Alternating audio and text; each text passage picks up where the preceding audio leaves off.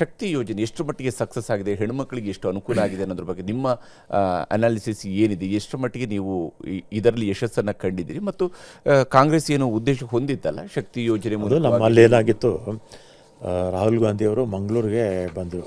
ಹೌದು, ಮಂಗಳೂರಿಗೆ ಬಂದಂಥ ಸಂದರ್ಭದಲ್ಲಿ ಫಿಷರ್ಮೆನ್ ಮಹಿಳೆಯರದು ಒಂದು ಕಾನ್ಫರೆನ್ಸ್ ಇತ್ತು. ಅವರಲ್ಲಿ ನಮಗೆ ಮಹಿಳೆಯರಿಗೆ ಉಚಿತ ಪ್ರಯಾಣ ಮಾಡಿಕೊಡಿ ಅಂತ ಅವ್ರು ಕೇಳಿಕೊಂಡ್ರು. ಅದು ಹೇಳಿದಾಗ ಆಮೇಲೆ ರಾಹುಲ್ ಗಾಂಧಿಯವರು ನಮ್ಮ ಅಧ್ಯಕ್ಷರಿಗೆ CMಗೆ ಹೇಳಿದಾಗ ಇದೇನು ಈ ಕಾರ್ಯಕ್ರಮ ಆ್ಯಕ್ಚುಲಾಗಿ ಬಂದಿದ್ದು.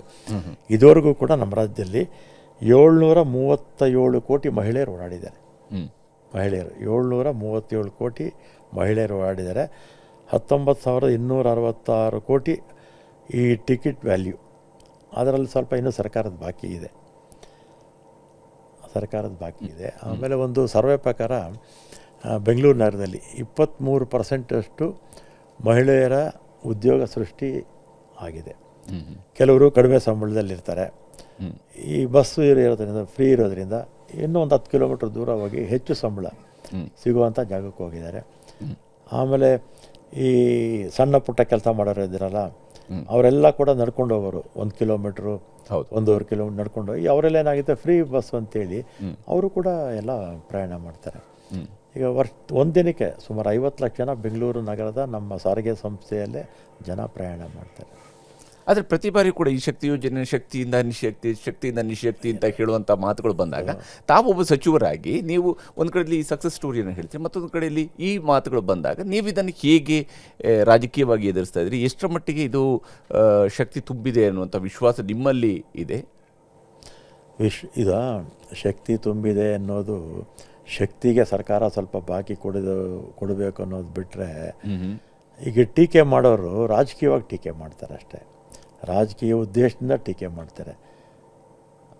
ಆದ್ದರಿಂದ ಅವರಿಗೆ ಮಾತಾಡಿದಾಗ ನಾನು ತಕ್ಕ ಉತ್ತರನೇ ಕೊಡ್ತಾನೆ ಇರ್ತೀನಿ, ತಕ್ಕ ಉತ್ತರ ಕೊಡ್ತೀವಿ. ಆದರೆ ಇಲ್ಲಿ ಒಂದು ಶಕ್ತಿ ಯೋಜನೆಯ ವಿಚಾರದಲ್ಲಿ ಬರುವಂತಹ ಅಭಿಪ್ರಾಯಗಳ ಒಳಗಡೆ ಬರುವಂಥದ್ದು, ಹೆಣ್ಣುಮಕ್ಕಳಿಗೆ ನೀವು ಉಚಿತ ಕೊಡುವಂಥದ್ದು ಸರಿ ತಪ್ಪು ಅನ್ನೋದ್ರ ಬಗ್ಗೆ ಅನೇಕ ಸಂದರ್ಭಗಳಲ್ಲಿ ಚರ್ಚೆಗಳು ಇನ್ನೂ ಕೂಡ ಮುಂದುವರೆದಿದೆ. ಈಗಲೂ ಕೂಡ ಅದರ ಬಗ್ಗೆ ಅಲ್ಲಲ್ಲಿ ಚರ್ಚೆಗಳು ಬರ್ತವೆ. ಮತ್ತು ನೀವು ವಿದ್ಯಾರ್ಥಿಗಳಿಗೆ ಮಾತ್ರ ಉಚಿತ ಕೊಟ್ಟರೆ ಸಾಕಿತ್ತು ಅನ್ನುವಂಥ ಅಭಿಪ್ರಾಯಗಳು ಬರ್ತವೆ. ಇಂಥ ವಿಷಯಗಳಲ್ಲಿ ಈಗ ಮಹಿಳೆಯರಿಗೆ ನಾವು ಕೊಟ್ವಿ. ಆ ಸಂದರ್ಭದಲ್ಲಿ ತಮಿಳ್ನಾಡಲ್ಲಿ ಬೆಳಿಗ್ಗೆ ಮತ್ತು ಸಾಯಂಕಾಲ ಮಾತ್ರ ಅವರು ಕೊಟ್ಟಿದ್ದರು, ಲಿಮಿಟ್ ಇತ್ತು. ಹೌದೌದು. ಆಮೇಲೆ ಪಂಜಾಬಲ್ಲಿ ಫ್ರೀ ಮಾಡಿದರು, ಮಹಾರಾಷ್ಟ್ರದಲ್ಲಿ ಅರ್ಧ ರೇಟ್ ಮಾಡಿದರು. ಈಗೇನಾಗಿದೆ, ಉಚಿತ ಬೇಡ ಅಂತ ಹೇಳ್ತಿದ್ರಲ್ಲ, ಆ ರಾಜಕೀಯ ಪಕ್ಷ BJP ರಾಜಕೀಯ ಪಕ್ಷ ವೆಸ್ಟ್ ಬೆಂಗಾಲು ಎಲ್ಲ ಕಡೆ ಅವರು ಕೂಡ ಕೊಟ್ಬಿಟ್ರು. ಕೇರಳದಲ್ಲಿರ್ಬೋದು, ಆಂಧ್ರ ಇರ್ಬೋದು, ತಮಿಳ್ನಾಡು ಇರ್ಬೋದು, ಅಥವಾ BJP ರಾಜ್ಯಗಳಿಂದ ತಗೊಳ್ಳಿ ನೀವು, ಅವರು ಕೊಡ್ತಾ ಇದ್ದಾರಲ್ಲ ಮಹಿಳೆಯರಿಗೆ ಉಚಿತ, ಅವರು ಮಾಡಿಬಿಟ್ರು. ವೆಸ್ಟ್ ಬೆಂಗಾಲ್ ಮಾಡಿದ್ರೋ ಇಲ್ವೋ, ಅದೇ ರೀತಿ BJP ರಾಜ್ಯಗಳಲ್ಲಿ ಬಹುತೇಕ ಎಲ್ಲ ಮಾಡಾಕ್ಬಿಟ್ರು.